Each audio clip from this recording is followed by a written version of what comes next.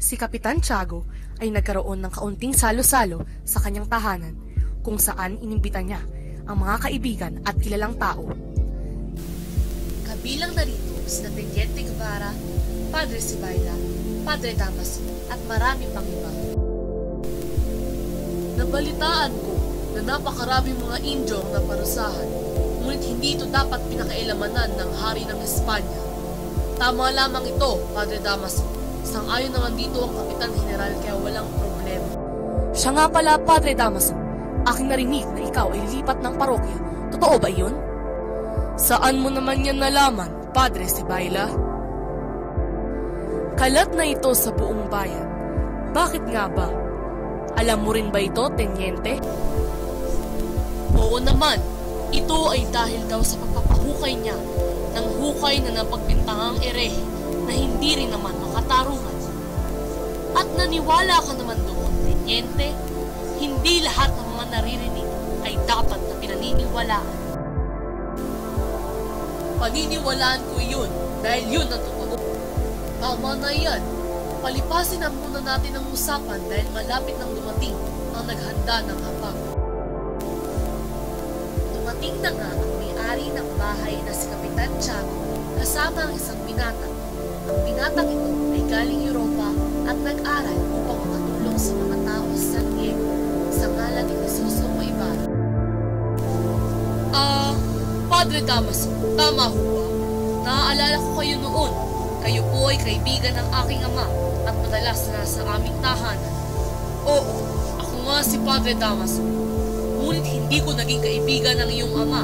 Baka nagkakamali ka sa iyong natatandaan, iho. Pasensya na ho. Mukhang nagkamali na ako.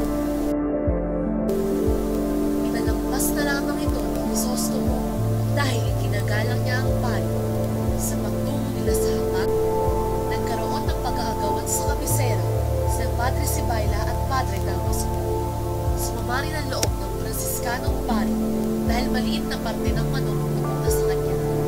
Sa hapunan na rin iyon, insulto ni Padre Damaso ang pagkatawa ni Crisostomo ang kanya. Padre Sibayla, bakit hindi ka pa umupo sa kabisera? Ikaw na lamang umupo, Padre Damaso. Pagkat ikaw naman ay mas nakakatanda sa akin.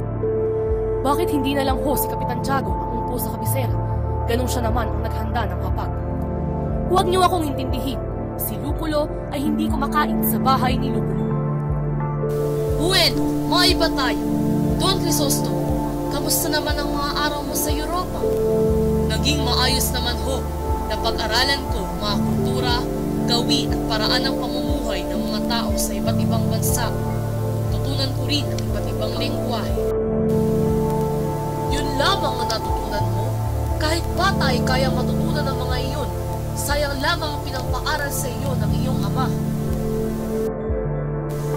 Pinalampas na lamang ito ni Crisostomo kahit na siya ay napahiya. Naisip niya na maglakad-lakad at natagpuan niya si Teniente. Kwento sa kanya nito ang lahat ng dinanas si Don Rafael habang ang anak ay nasa ibang bansa. Crisostomo, isang mapitagang binata na kagaya niyang kanyang ama. Napakabuti ng iyong ama nung siya'y nabubuhay pa. Ngunit nakakalungkot lamang ang kanyang sinabi. Teniente, nais mong malaman kung ano po ang nangyari sa kanya. Habang siya ay nakasakay ng karwahe, may nakita siyang mga bata na sinasaktan ng isang Kastila dahil kinukutsa ito ng mga bata. Sinubukan niyang pigilin ito, ngunit sa di inaasahang pagkakataon ay humampas ang ulo nito sa bato. Inakala nila na si Don Rafael ang gumawa. Kung ano-ano ang ibinintang sa kanya hanggang sa magkapatong-patong na ang kaso. Tinulungan ko siya na kumuha ng abogado. Malapit na sana siyang lumaya nang bigla siyang nagkasakit at namatay sa parte. Nakakaawa nga ang sinapit ng aking ama. Kung nandito ako, hindi sana mangyayari.